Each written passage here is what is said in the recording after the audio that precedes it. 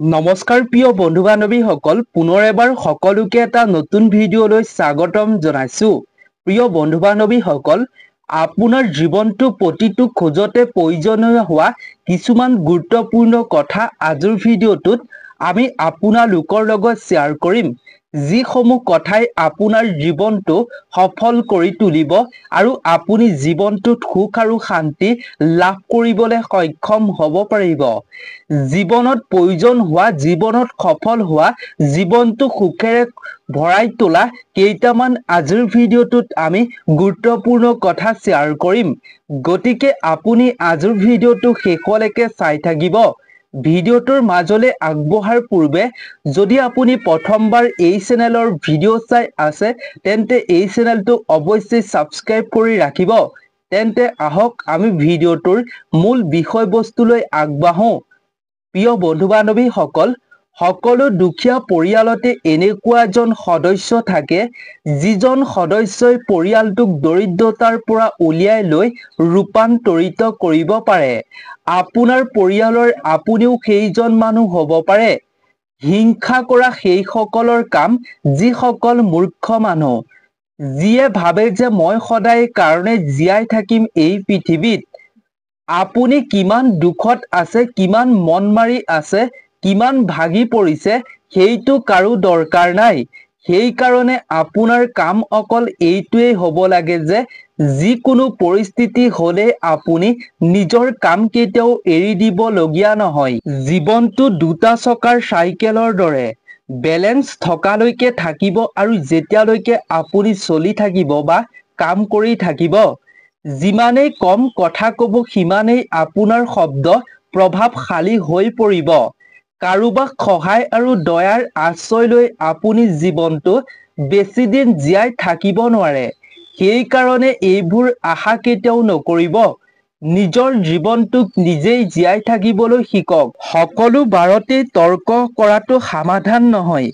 আপুনি এইটো ক'ব পাৰে যে মই এইটো কথাত সন্মত নহয়, কিন্তু তৰ্ক কৰিলে একো কথাৰ সমাধান নহয়। আশা আৰু বিশ্বাসতকৈ সকলোতকৈ ডাঙৰ কথা এইটোৱে যে আশা ভাঙিলে আপুনি মানি ল'ব পাৰে, দুখ হ'লেও আপুনি ওলাই আহিব পাৰে, কিন্তু বিশ্বাস ভাঙিলে নোৱাৰি। যেতিয়া আপুনি ভাবে যে যিমান কষ্ট কৰিছে সিমান ফল বা পৰিণাম পোৱা নাই, তেতিয়া এইটো কথা মনত পেলাব যে হয়তো এতিয়াও বহুত দুৰ্বলতা মোৰ চেষ্টাত আছে। যদি আপুনি সৰুকালটোৰ কথা মনত ৰাখিব পৰা নহয়, তেতিয়াহ'লে নিজতকৈ সৰুবোৰৰ সৰুকালটো মনত ৰাখিবলৈ আপুনি চেষ্টা কৰক।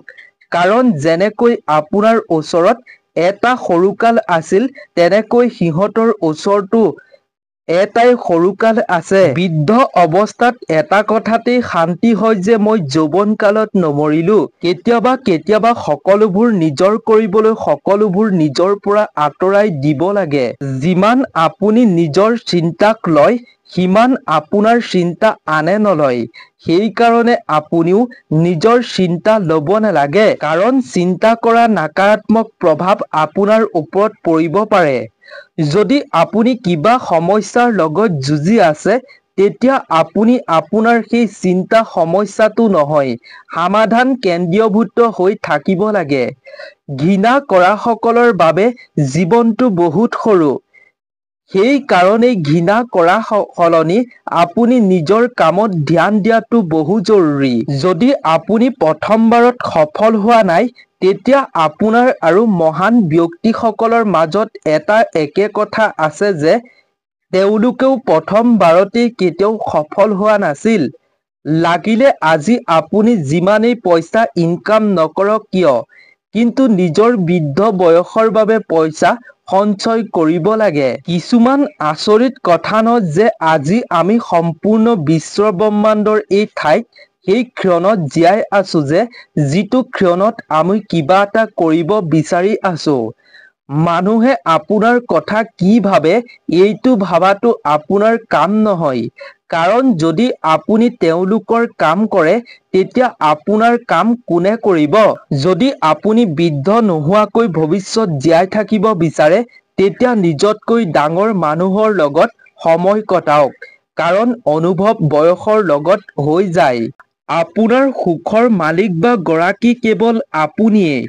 ক্ষমা বিচাৰিবলৈ শিকক, কাৰণ সেইসকলক ক্ষমা কৰিব পাৰে যি শুদ্ধ।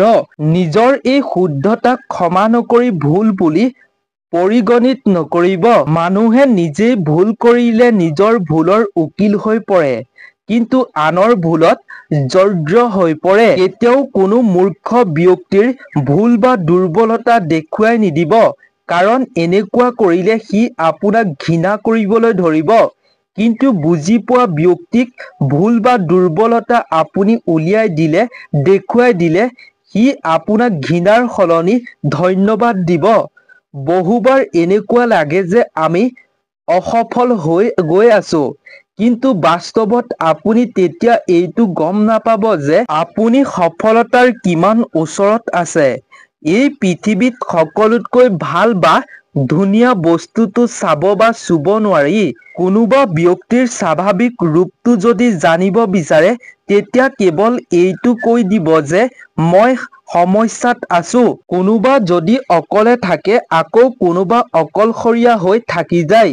এই পৃথিৱীত 4জন ব্যক্তি আপোনাৰ লগত তেতিয়াহে শেষ পৰ্যায়লৈকে থাকিব যেতিয়া আপুনি মৰি যাব।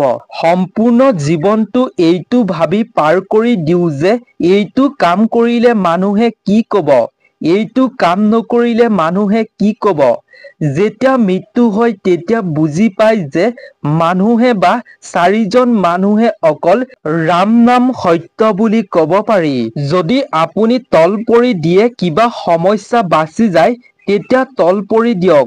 কিন্তু যদি প্ৰত্যেক বাৰতে আপুনি ভুল নকৰাকৈ তল পৰিব লাগে, তেতিয়াহ'লে ৰৈ দিব লাগে। কঠিন পৰিস্থিতি আহিলে পিছলৈ পৰি যাব নালাগে, আৰু ভাল পৰিস্থিতি আহিলে কেতিয়াও জঁপিয়াব নালাগে। এইখন আচৰিত পৃথিৱী, য'ত পাথৰৰ ষাঁড়গৰু এটাক পূজা কৰা হয় আৰু জীয়াই থকা ষাঁড়গৰুক লাঠিৰে মৰা হয়। এটা সময় আছিল যেতিয়া সৰুতে দেওবাৰৰ দিনটোত বহুত শান্তি অনুভৱ হৈছিল, কিন্তু এতিয়া সেয়াও মিশ্ৰিত হৈ পৰিল। সেইসকলৰ ওচৰত যদি অলপ সময় থাকিল হয়, যাৰ ওচৰত সম্পৰ্কটো আছে, কিন্তু সম্পৰ্কবোৰৰ কাৰণে সময় নাথাকে। জীৱনৰ সকলোতকৈ প্ৰয়োজনীয় শিক্ষা কিতাপত পোৱা নাযায় বা কিতাপৰ দ্বাৰা পোৱা নাযায়। সমস্যাত বা চিন্তাত মানুহক আনৰ উপদেশ নহয়, লগৰহে প্ৰয়োজন। যদি আপুনি তেওঁক লগ দিব নোৱাৰে, তেতিয়াহ'লে আপুনি নিবিচৰাকৈ উপদেশো নিদিব। যদি আপুনি নিজৰ জীৱনৰ একো লক্ষ্য নেদেখে বা বিচাৰি নাপায়, তেতিয়া আপুনি অকল সুখত থাকিবলৈ শিকক। আপোনাক সৰুতে হয়তো সকলোৱে মৰম কৰিব। আপুনি মৰাৰ পিছত আপোনাক সকলোৱে মৰম কৰিব। খালি বাকীখিনি মাজৰ সময়খিনিত আপুনি অকল নিজেই সুখত থাকিবলৈ শিকিব লাগিব। এই পৃথিৱীখনত আইনাখনেই এনেকুৱা বন্ধু, যিয়ে আপুনি কান্দিলে কেতিয়াও নাহাঁহে। জীৱনটো সহজ কৰি তুলিবলৈ একো কৰিব নালাগে, নিজকে মজবুত কৰি তুলিবলৈ কাম কৰক। তলত পৰি যোৱাটো একো লাজৰ কথা নহয়। লাজৰ কথা তেতিয়াহে যেতিয়া আপুনি পৰি নুঠে। যোদ্ধা কেৱল বিজয়ীসকলকেই নকয়, যোদ্ধা সেইসকলকো কয় যিয়ে যুঁজে। যদি আপুনি বাৰে বাৰে মানুহক দুখ দিয়ে, তেতিয়া আপুনি ক্ষমা কৰিবলৈ শিকক। সমস্যা এখন পাহাৰৰ দৰে। যেতিয়া আপুনি সকলো সমস্যা সমাধান কৰি তাত গৈ পাব, তেতিয়া চাৰিওফালৰ পৰিৱেশ আনন্দ ল'ব পাৰিব। সদায় নিজে এটা কথা মনত পেলাওক যে এইটো একো দৰকাৰ নাই মোৰ জীৱনটো কিমান কঠিন। এইটোহে দৰকাৰ মই কিমান কঠিন হয় নে নহয়। কোনোবাই যদি আপোনাক ঠাট্টা কৰে, তেতিয়া আপুনি বহুত ভাগ্যশালী, কাৰণ একো নকৰাকৈ আপুনি আৰু ভাল হ'বলৈ সাহস পাইছে। আমাৰ স্বাভাৱিক ৰূপটো আমি ক'তো নাপাওঁ, তাক গঢ়ি বা বনাব লাগে। আপুনি এইটো জানে যে আপোনাৰ দৰজা বন্ধ হৈ আছে, কিন্তু আপুনি এইটো নাজানে যে সেই সময়ত কিমান দৰজা খোল খাই পৰে।